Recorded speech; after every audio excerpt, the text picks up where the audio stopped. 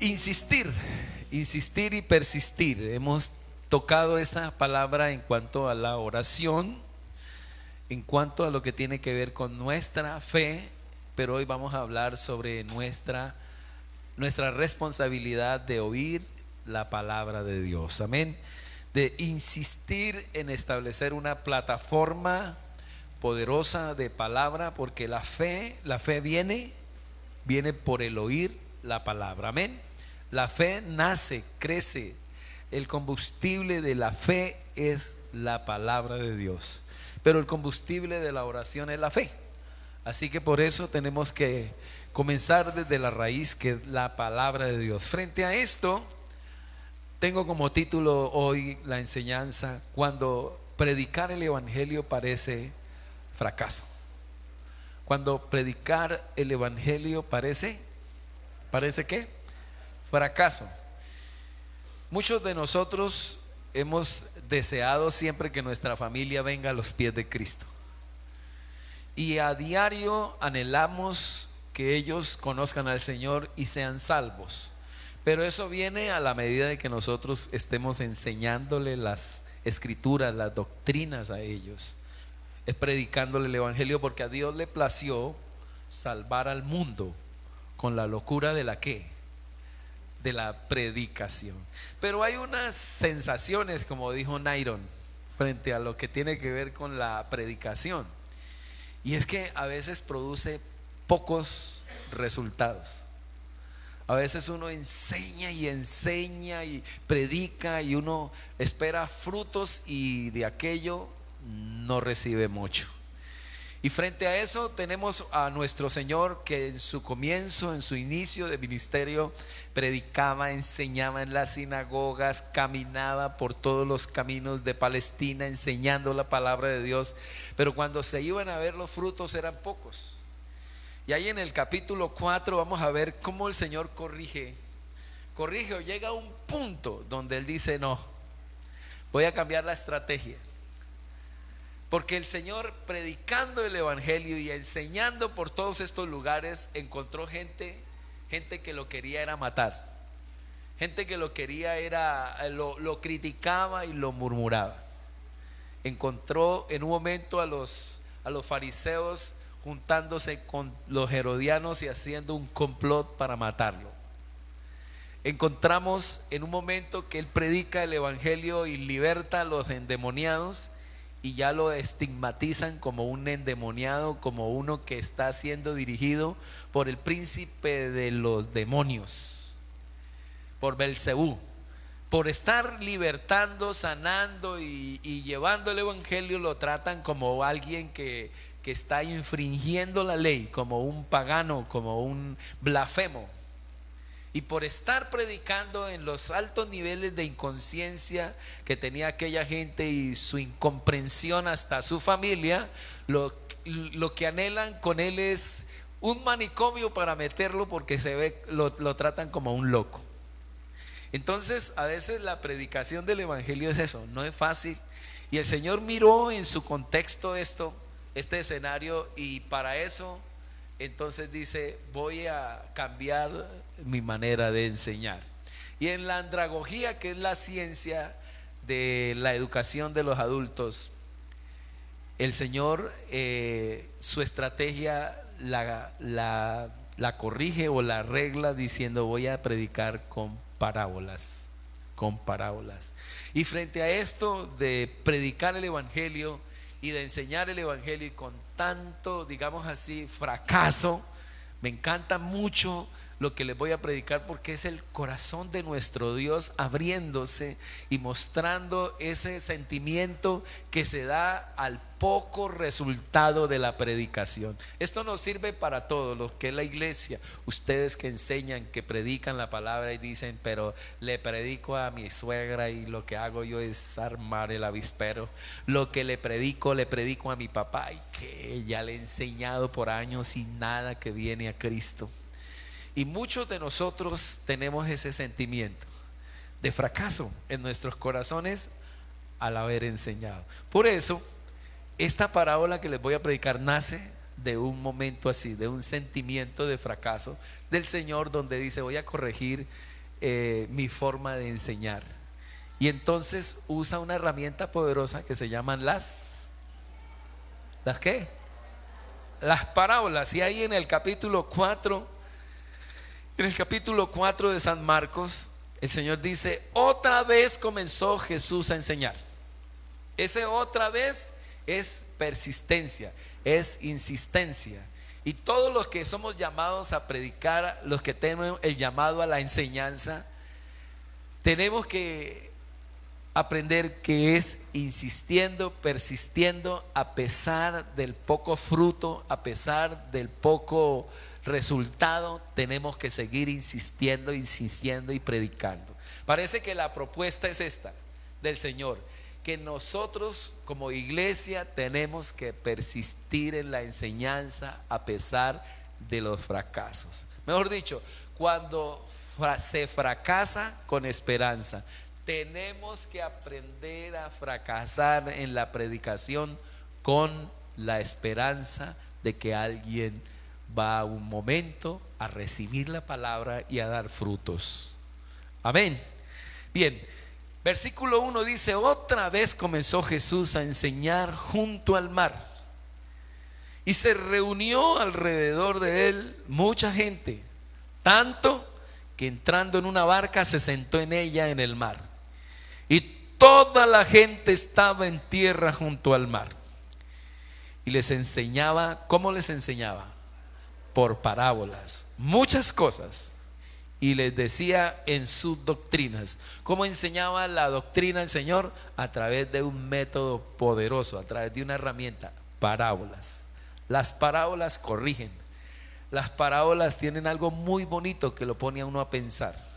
Las parábolas son ejes correctores, donde le dicen a uno la verdad, donde, ¿cómo es que decimos en el mundo? Donde le cantan a uno la tabla. Mire, las parábolas tienen eso. Ahorita la parábola nos va a decir unas cosas de frente que uno a veces no puede decir, que uno no las puede decir porque son muy duras, pero que Dios nos ayude a decirlas con amor. Amén. Que Dios nos ayude a decirlas con amor. Y les enseñaba por parábolas muchas cosas, y les decía en su doctrina. Versículo 3, ayúdenme a leer, dice: oíd. Háganse de cuenta que el Señor está en la barca y él dice: esta gente me la va a volver a hacer. Nada. Y me encanta es esto, que es un Dios diciendo: bueno, ¿cómo le enseño a esta gente? ¿Y cómo les digo toda la doctrina del reino de Dios? Pero ¿cómo se los digo para que no se les olvide? ¿Cómo hago para que esta gente pase de la enseñanza a la práctica, de la ortodoxia a la ortopraxis? ¿Cómo lo hago? Me encanta que Dios haya sentido lo mismo que yo siento. Eso que uno siente, que se siente impotente. Hay cosas que lo hacen impotente a uno como pastor o líder o maestro. Uno, la crítica. Que sea la gente malagradecida. Eso le duele a uno el alma. Si lo quiere saber, le voy a decir las 3 cosas que hieren más a un pastor: el ser malagradecidos. Eso es 1. 2, las enfermedades. Le duele a uno todo. Y se dice que estamos dentro de los 5, en el ranking de los 5, dentro del grupo de las personas que se mueren más rápido por causa del estrés. Porque el ser pastor, el ser maestro de la palabra, se requiere mucha resistencia, se requiere altos niveles de tolerancia. Y tenemos que estar manejando mucha gente y al mismo tiempo una plaga de demonios que lo quieren a uno matar. Y en tercer lugar, el que la gente escuche y no haga caso y no practique. Son las 3 cosas que a uno lo debilitan más. Y al Señor, el Señor le pasaba lo mismo. Al Señor le ocurría que enseñaba mucho, pero recogía pocos frutos. La gente reaccionaba, imagínense, liberando, sanando, trayendo bendición, y lo trataban como como el que lo dirigía, que era poseído por demonios. Imagínense eso. Lo trataban de tal manera que los hermanos decían, pero usted suba, haga, o es que usted está, y lo trataban que estaba, era como demente, como loco. Lo que quería su familia era un manicomio. Lo que querían los herodianos era matarlo. Y los demás, el pueblo gentil, lo trataban a él como alguien que necesitaba, que era un blasfemo. Los judíos lo trataban como un blasfemo. Entonces en esa impotencia, el Señor saca las parábolas. Saca las parábolas para defenderse. Por eso me encanta, porque es ver al Señor qué recurso, cuál es el recurso de Dios a la hora de tener un público que oye y no hace. Que le entra por aquí y le sale por acá. Entonces por eso Él usa esta herramienta de las parábolas. Dice, oíd, versículo 3. Lo que hace el Señor para corregir a aquellos que oyen y no hacen. Dice, verso 3, oíd. He aquí el sembrador salió ¿a qué? Salió a sembrar. Y al sembrar, en el momento, si la gente estaba distraída, la parábola los hacía ¿qué? ¿Parar qué? Los hacía parar bolas. Salió a sembrar y dice, y aconteció que una parte cayó ¿dónde? ¿Dónde cayó? Junto al camino, y vinieron las aves del cielo y la comieron. Otra parte cayó en pedregales donde no tenía mucha tierra, y brotó pronto porque no tenía profundidad de tierra. Pero salido el sol se quemó porque no tenía raíz. Dice, se secó. Otra parte cayó entre espinos, y los espinos crecieron y la ¿qué? Y la ahogaron y no dio fruto. A ver, entonces la primera semilla cayó en tierra dura. ¿Qué pasó?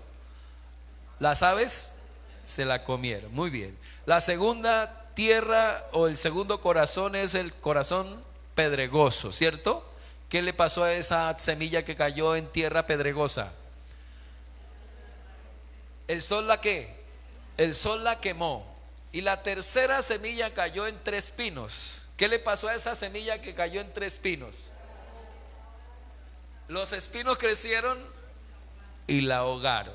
Esos son los tres corazones. Parece que Jesús está diciendo, me he topado con 4 clases de corazones.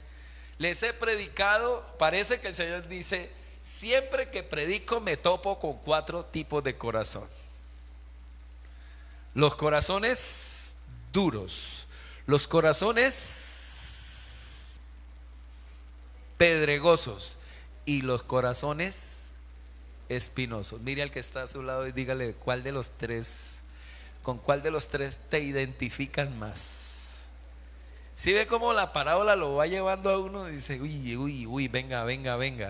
Y es una anécdota, es algo bien hermoso que lo va llevando uno, y el Señor lo va llevando hacia allá, lo va llevando y lo va a dejar en una mina quiebrapatas diciendo amén a uno. Por eso las parábolas tienen eso. El cuarto terreno, vamos a ver. Pero parte cayó, verso 8, por favor lean conmigo. Pero otra parte cayó ¿en qué? En buena tierra. Diga, ese soy yo, diga, ese soy yo. Y dio ¿qué? Fruto. Pues brotó y creció y produjo ¿a qué? Al 30, al 60 y al 100 por uno. Aleluya. Versículo 10. Yo quiero dejar toda la parábola con la enseñanza de una vez, para que ahorita podamos explicarla un poquito. Porque las parábolas, dicen los grandes expertos, que las parábolas son impredicables, son demasiado profundas, demasiado poderosas. Versículo 9. Entonces le dijo el que, perdón. Sí, el 9. ¿Qué dice el 9? Entonces les dijo, el que tiene ¿qué? Oídos para oír, que ¿qué? ¿Cómo comenzó la parábola? Verso 3. ¿Y cómo terminó? O sea que esta es una parábola que Dios propone para que usted se convierta en una persona que escucha y que practica la palabra. Es el deseo del Señor. Con esta parábola corregir nuestra forma de oír y hacer. Algo pasa dentro de los discípulos cuando escuchan la parábola. Se quedaron pensando, yo creo que en los pajaritos que se comieron la semilla. Se quedaron pensando en cómo el Señor hizo ilustró la parábola. Y en el versículo 10 dice: cuando estuvo solo, mírelo aquí, cuando estuvo solo, los que estaban cerca de él con los 12 le preguntaron sobre quién, sobre la parábola. Qué lindo es poder tener del Señor, de las parábolas que él explica, esta es muy bella. Mire lo que dice. Se dice que la parábola del sembrador es la mamá de todas las parábolas, es la madre de todas las parábolas. Dice: cuando estuvo solo, los que estaban cerca de él con los 12 le preguntaron sobre la parábola y les dijo, ¿qué les dijo el Señor? A vosotros os es dado saber el misterio del reino de Dios, mas a los que están fuera, por parábolas todas las cosas, para que viendo vean y no perciban, y oyendo oigan y no entiendan, para que no se conviertan y les sean perdonados los pecados. Es increíble cómo el Señor, en pocas palabras, trae una disciplina sobre aquellos malos oidores irrespetuosos a los cuales Él les ha predicado y les ha enseñado, y dice: no más.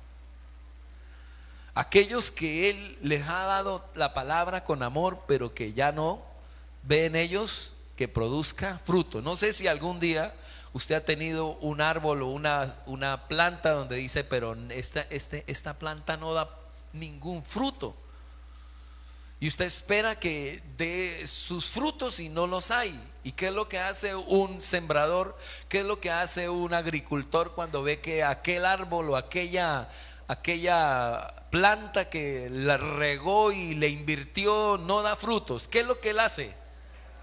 La corta. Y es increíble, hermano, que cuando una persona ya el Señor mira que no va a dar fruto, no le gasta, no le suelta más palabra a aquella persona. Parece que ese auditorio de este tiempo el Señor lo castigó y le dijo: no más. Vengan ustedes para aquí que me paran bolas, vengan ustedes que me prestan atención, vengan ustedes que me respetan. Les voy a explicar, pero a ellos que solo se burlan, me critican, y aquellos que ya no tienen más, o sea, en pocas palabras, respeto conmigo, no tengo nada que ver con ello. Parece que el que no respeta la palabra no tiene Dios nada que ver con esa persona. Por eso es tan importante que usted ame y respete la palabra. Y dice: no les voy a explicar, a ustedes sí se las voy a explicar.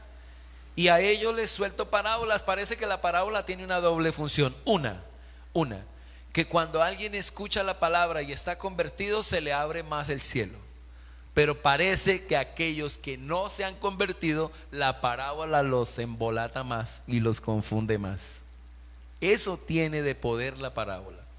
Pero yo creo que le estoy predicando a muchos en esta noche, en esta mañana, que aman la palabra de Dios y que ya tienen a Cristo en el corazón.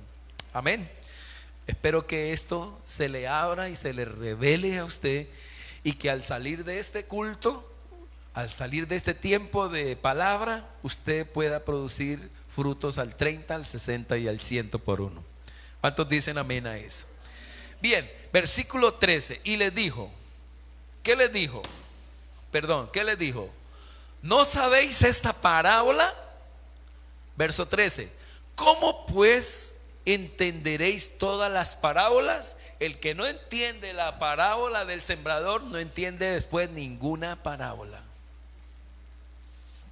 Por eso es la madre de todas las parábolas. Verso 14. Va la enseñanza. A ver, vamos a mirar la explicación.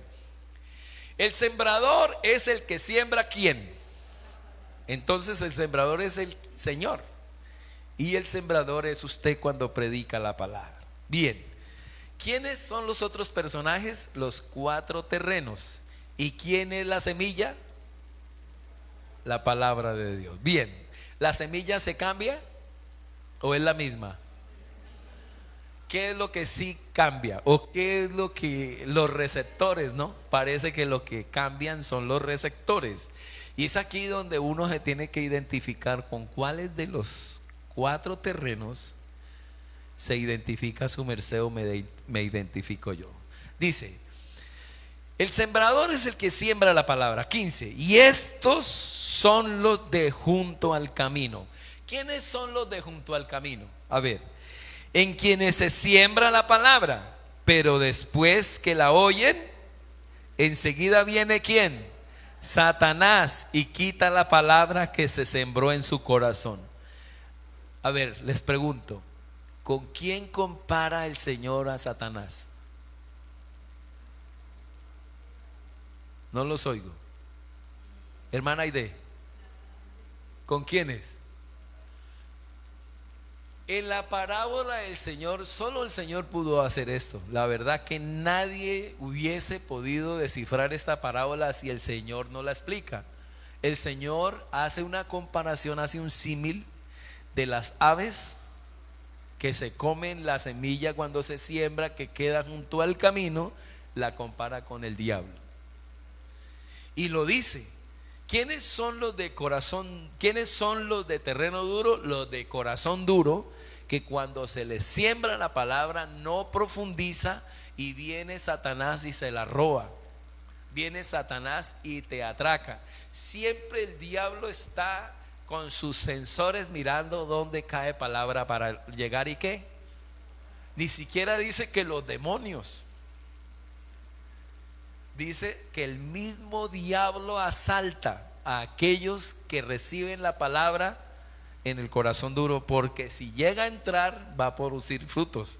Entonces por eso Satanás se roba la palabra. Miremos la segunda. Y estos son los de junto al camino, versículo 16. Y estos son asimismo los que fueron sembrados en pedregales, los que cuando han oído la palabra al momento, dice, la reciben como. ¿Usted algún día ha recibido la palabra con gozo y cuando viene el recibo de la luz se le va todo? Cuando su marido la trata mal, cuando la nevera llega a la casa y está vacía, o cuando hay una crisis, hay un problema. Mire lo que dice ahí. Estos son asimismo los que fueron sembrados en pedregales, 16. Los que cuando han oído la palabra al momento la reciben con gozo, pero no tienen ¿qué? No los oigo. ¿Qué no tienen? Raíces. No tienen raíces en sí, sino que son de corta duración. Porque cuando viene, ¿quién viene? La tribulación o la persecución por causa de la palabra. Luego, ¿qué hacen? Dígame, ¿por qué viene la tribulación? ¿Por qué viene la persecución? Leamos, por favor. Estos son asimismo los que fueron sembrados en pedregales, los que cuando han oído la palabra al momento la reciben con gozo. 17, por favor. 17. Pero no tienen raíz en sí, sino que son de corta duración, porque cuando viene ¿qué? La tribulación o la persecución por causa de ¿qué? Entonces, ¿por qué viene el sufrimiento muchas veces? Porque recibió usted una palabra. Note cómo usa el mismo diablo las tribulaciones, las crisis por la palabra. Pareciera que no hay palabra sin sufrimiento. Dije que pareciera que muchos de nosotros se nos va la palabra cuando viene ¿quién? El sufrimiento. Van 2 heces aquí. 3 enemigos de la palabra en el corazón del hombre. 3 enemigos que tiene la palabra cuando se siembra en el corazón del hombre. El primer enemigo es Satanás. El segundo enemigo es el sufrimiento. Por ese sufrimiento sufrimiento. Y el tercer enemigo, miremos el 18. Miremos el 18. 18. Pero no tienen raíz en sí mismo, que son de corta duración. Estos son 18. Estos son los que fueron sembrados entre espinos. Vamos a mirar los que fueron sembrados entre espinos. Los que oyen la palabra, versículo 19, pero los afanes de este siglo y el engaño de las riquezas y las codicias de otras cosas entran y ahogan la palabra y se hace ¿qué? Infructuoso. El primero recibe un asalto, el segundo se quema y el tercero infructuoso. ¿Quién persigue la primera palabra? El diablo. La segunda, el sufrimiento, las crisis, la tribulación. Y lo tercero, ¿quién? Los afanes o por ese, la seducción, por ese. Entonces Satanás, a ver, el sufrimiento y la seducción son los tres enemigos de la palabra. Miremosla en Cristo Jesús. Démosle cristología a estas tres palabras. Cuando el Señor fue llamado al ministerio, cuando el Señor es llamado al ministerio por el Espíritu Santo, cuando comienza el ministerio, en pocas palabras, dice la palabra que Juan el Bautista lo fue a bautizar. En el momento en que se iba a bautizar, le dice Juan: no, yo no soy digno de su merced bautizarlo, usted es el que a mí me tiene que bautizar. Y el Señor le dice: deja que cumplamos así lo dicho por el Señor. Y cuando se viene el bautismo del Señor, dice la Biblia que se abrieron los cielos. ¿Y qué se escuchó? Francisco, cuando el Señor fue bautizado, ¿qué se escuchó en los cielos? ¿Qué fue lo que se escuchó? Una voz que decía: este es mi Hijo amado, en el cual yo tengo complacencia. Se abrieron los cielos y desciende el Espíritu Santo como paloma, ¿cierto?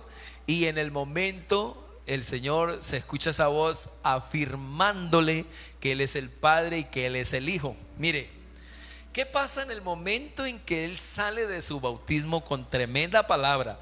Tremenda y poderosa palabra. De una se le viene el diablo. ¿Y qué le dice al oído al Señor? Con que eres el Hijo de Dios. Si de verdad eres el Hijo de Dios, note, si de verdad eres el Hijo de Dios, di que estas piedras se conviertan en una panadería. De una le cae el diablo. En la segunda tentación le dice: ¿por qué vas a sufrir? No tienes que sufrir. Pare de sufrir. Súbete a ese pináculo y tírate. Y cuando vean que los ángeles te recogen y no te dejan golpear, la gente va a creer. ¿Por qué tienes que ir a la cruz? No tienes que sufrir. Palabra sin sufrimiento. Por eso no hay palabra sin sufrimiento. Y en tercer lugar, mire, está Satanás, está el sufrimiento y la seducción. ¿Qué le dice el diablo? Le abre todos los confines de la tierra, le muestra todos los tesoros, toda la gloria del mundo, y le dice: si postrado me adorares, ¿qué te daré? Te daré todos los confines de la tierra. Siempre que venga una palabra sobre su vida, Satanás vendrá a robársela. En segundo lugar vendrá sufrimiento, y en tercer lugar vendrá la seducción y las tentaciones para robarle la palabra. Quiero dejarle esto aquí en pocas palabras en su corazón, para que aprendamos que necesitamos cada día aprender a oír la palabra de Dios. ¿Cuántos dicen amén a eso? Y poder ¿qué? Dar frutos al cómo, mi hermano, al 30, al 60 y al 100 por uno. Necesitamos, mis hermanos, que usted y yo, en este tiempo de tanto activismo, de tanta persecución por la palabra, usted comience a tener grandes cambios por causa de la palabra en su corazón. Yo quiero dejarle 3 resonancias a usted en el corazón. 3. Y la primera resonancia nace de lo que es la persistencia en la predicación. no deje de enseñarle a la familia la palabra de Dios.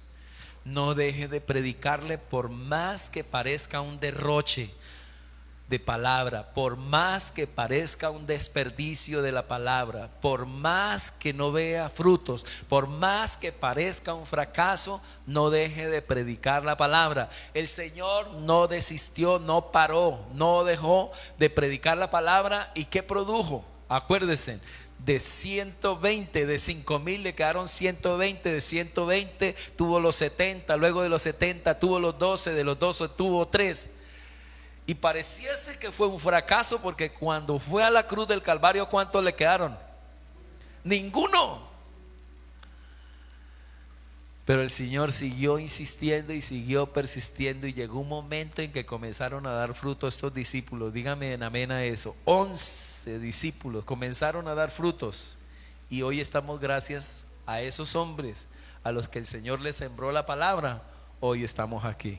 ¿Cuántos dicen amén a eso?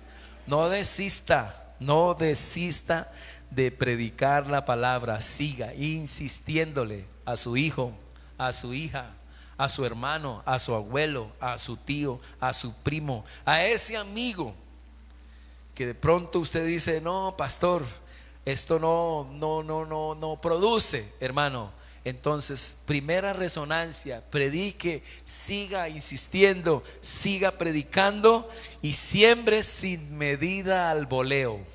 Al voleo, diga conmigo, al voleo. ¿Usted sí sabe qué es predicar al voleo? Francisco, ¿sabe qué es predicar al voleo? Sin mirar a quién. Siga, hermano, no estigmatice la gente: esto sí, esto no, esto sí, esto no. Estrato 5, estrato 7, estrato 2, estrato 1, estrato 0, el estrato que sea, sígale predicando. ¿Cuántos dicen amén a eso?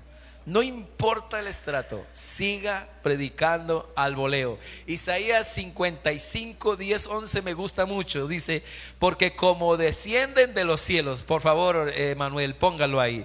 Isaías 55, 10 y 11 dice: porque como desciende de los cielos la lluvia y la nieve, y no vuelven allá, sino que riegan la tierra, haciéndola producir y germinar, dando semilla al sembrador y pan al que come.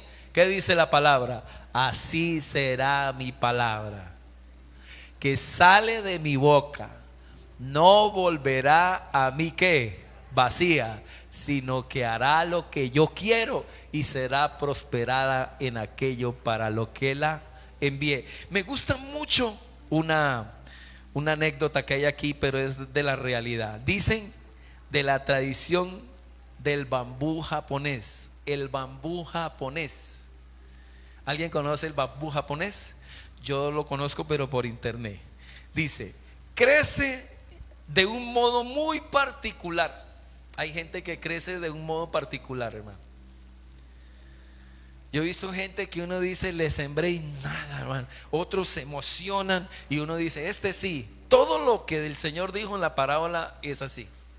Uno mire gente emocionada. Un día en un culto miré gente que caía y se reía y temblaba y unas cosas así. Dije: uy, ahora sí esta gente se prendió. A los 15 días no los volví a ver. Se emocionan, pero cuando llega el recibo de la luz, cuando llega el problema financiero, cuando llega el problema familiar, desaparecen. Otros, hermano, ora uno: pastor, ¿qué pasa, hijo? Ore por mi economía, estoy en la inmunda. Hermano, oremos, y oramos, Dios lo prospera.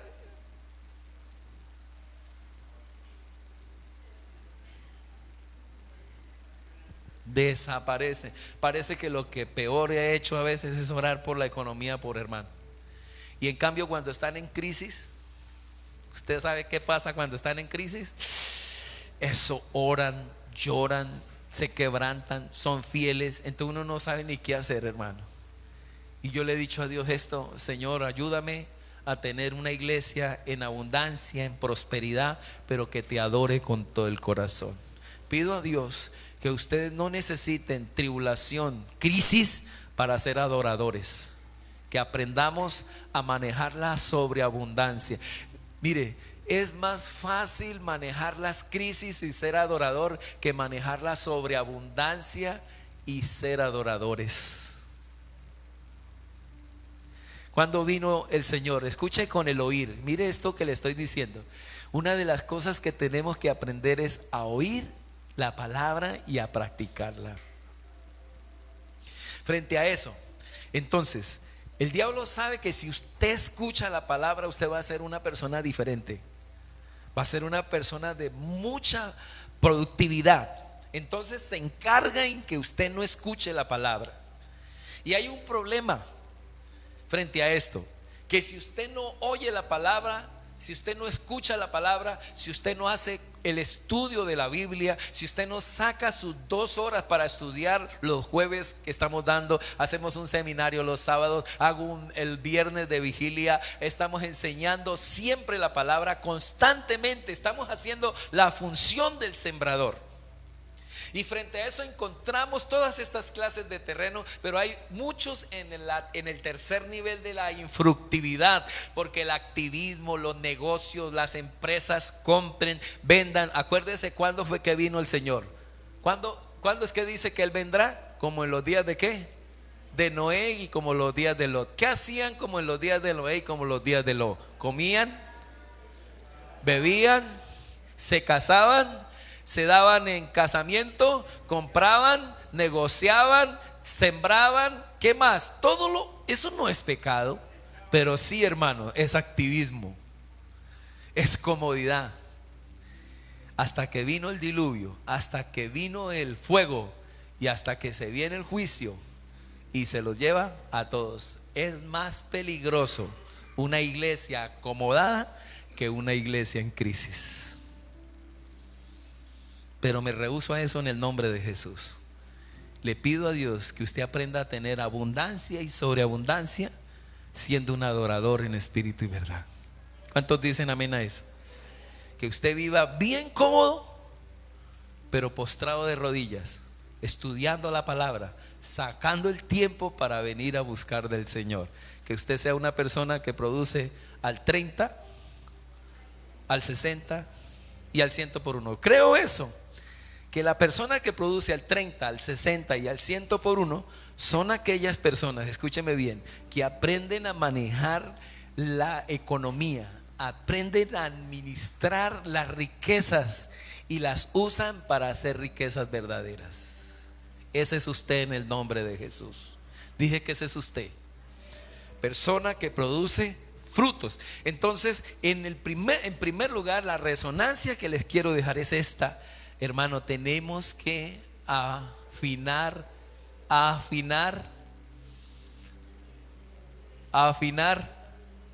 el oído, hacer oidores y hacedores, salir del grupo de los duros de corazón. Salga de ahí en el nombre de Jesús. Tenemos que salir del grupo de los que ahogan la palabra, que apenas viene el sufrimiento, se nos ahoga la palabra. Tenemos que salir de ese grupo de los infructuosos, hermano, que apenas comienza a producir y a ser bendecido, lo ahogan los negocios, la codicia y la plata. Y que podamos ser gente de mucho fruto, que demos fruto al 30 y al 60 y al 100, que ganemos almas, que prediquemos, que aprenda usted a manejar dinero y a sacar tiempo para evangelizar, para predicar, para enseñar, para orar, para ayudar, para ayunar y para adorar al Señor, y que tengas negocios y empresas, pero que esos no te ahoguen.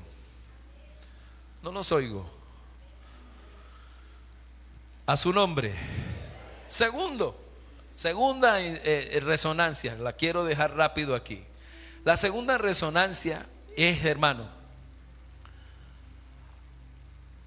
siembre a la medida del voleo. Siémbrela, predique sin buscar estratos. Predique la palabra sin parar, insistiendo, siempre predíquela, a pesar de que parezca muchas veces que es un fracaso. Y frente a eso le doy lo que tiene que ver con este árbol. Vuelvo a leer lo del árbol que leí la introducción. Dicen de la tradición del bambú japonés crece de un modo muy particular. Para la cultura zen, el relato de la forma en que germina su semilla es una metáfora del trabajo necesario para cumplir un sueño. Dice: la historia del crecimiento del bambú es una leyenda que cuentan los sabios. Hay algo muy interesante que sucede con el bambú japonés y que nos enseña una importante lección. Cuando un cultivador planta una semilla de este árbol, el bambú no crece inmediatamente, por más que se riegue y se abone regularmente. De hecho, el bambú japonés no sale a la superficie durante los primeros 7 años. Un cultivador inexperto pensaría que la semilla es infértil, pero sorprendentemente, luego de transcurridos estos 7 años, el bambú crece más de 30 metros en solamente 6 semanas. ¿Cuánto podría decirse que tardó realmente en crecer el bambú? Pregunto, ¿6 semanas? ¿O 7 años y 6 semanas? Sería más correcto decir que tardó 7 años y 6 semanas. ¿Por qué? Porque durante los primeros 7 años el bambú se dedica a desarrollar y fortalecer las raíces, las cuales van a ser las que luego de estos 7 años pueda crecer tanto que solamente 6 semanas, que solamente en 6 semanas soporte todo el peso de lo que es hacia arriba. Más de 30 metros va a crecer en 6 semanas, en 6 semanas. Además, si algún punto en esos primeros 7 años, escúcheme bien, dejamos de regarlo, en un punto de esos 7 años dejamos de regarlo o cuidarlo, el bambú muere. Entonces, hermano, no se canse de predicar, no se canse de enseñar, porque a su tiempo recogeremos, sino que si no desmayamos. Sígale predicando a su hijo, sígale, aunque usted diga, como dijo un hermano, me dijo un hermano un día, dijo: pastor, el chico estaba de 13 años, me dijo: cuídemelo, porque es un tontico, él todavía no concuerda muy bien, pero cuídemelo. Y yo le dije: ¿por qué le dice así? Dijo: porque es que tiene, y en pocas palabras dijo, altos niveles de inconsciencia o de inmadurez. Pero hermano, en esa etapa de adolescencia de nuestros jóvenes y de nuestros niños, no dejemos de sembrarles y esperemos que pronto ellos darán ¿qué? Mucho fruto. No se canse de predicarle a su hermana, a su hermano, a su tío, porque a su tiempo recogeremos, sino que si no desmayamos. Ya leímos Isaías 55:10, ¿no? Y por último, la última resonancia, y termino acá. Escúcheme bien. Tercera resonancia. Lo primero tiene que ver con el oído, afinémoslo. Segundo, tiene que ver con la predicación, no paremos de enseñar. Y tercero, quiero que se quede eso, los perdedores. Voy a hablar de los perdedores a la hora de sembrar. Escúcheme bien. Los perdedores no son los que siembran, ni el sembrador. ¿Cuál es la resonancia aquí, pastor? Que nunca los perdedores son los que siembran, ni el sembrador. Siempre los que a últimas pierden son los que escuchan y no practican la palabra.